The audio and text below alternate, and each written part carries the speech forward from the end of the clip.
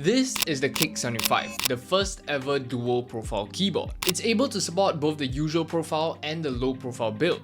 Now, Nufee has always been well known for low profile boards, and their normal boards are actually pretty decent. So how did they achieve this idea? Now, the execution and the idea behind a dual profile board is very ambitious. So let me show you how they achieved this. Let's start off from when you purchase a Kick 75. You will have to choose between a high profile and a low profile board. Once you have chose either a high or low profile, that will be the base you receive. The one I have is the low profile variant, so let's do a quick run through of it. Let's start with what's included. We have the standard accessories, keycap and switch puller, wireless dongle, USB-C cable, and some extra keycaps.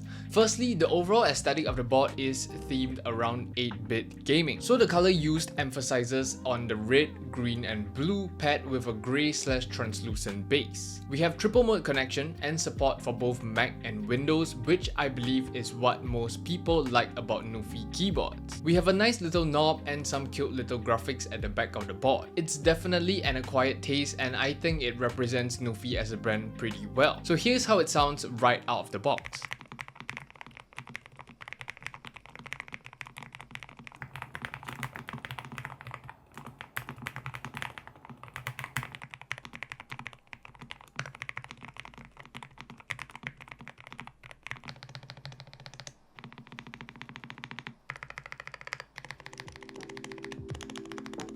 Although I'm not the biggest fan of how the board looks, the sound profile is pretty decent. It sounds very deep. The stabilizers are done pretty well, but I would recommend tuning them a little bit more. Now, time for the high profile. I'm not gonna lie, when I first saw this advertised, I thought it was a simple thing as removing your switches, removing your keycaps, and swapping over to a completely different profile simply just by doing that. But it's a little more than that. Firstly, you would have to remove your keycaps, afterwards remove your current switches, and proceed to remove 8 screws from the back.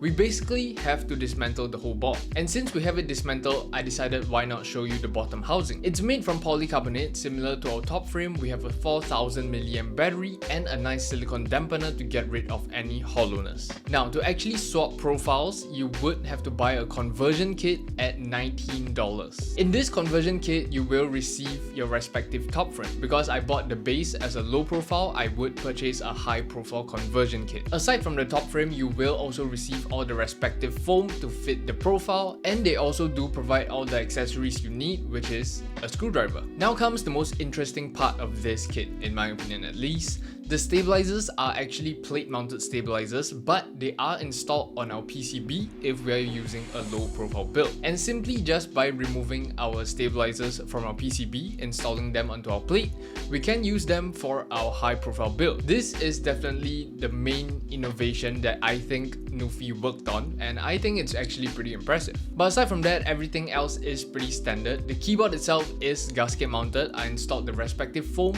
and the high profile top frame. For switches, I decided to try out the Osume Sakura linear switches. With our PCB, we can actually use any switches we want. We have 5-pin hot swappable sockets. And to finish up the build, I decided to go with the classic black on white keycaps from PBD Fans. This version of the board is definitely more my style of boards and honestly looks pretty clean. Anyway, here's how it sounds.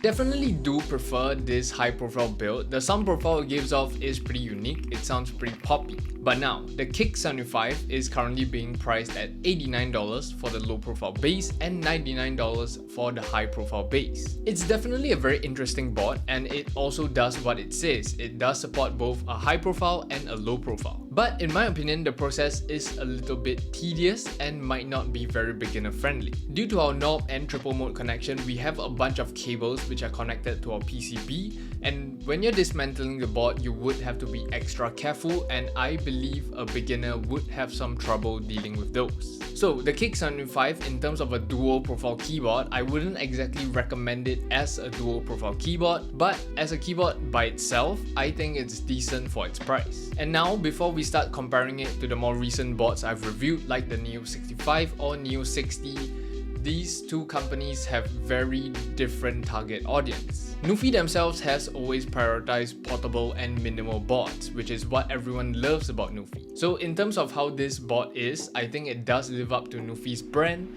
and I'm just here to showcase this board to the best of my abilities.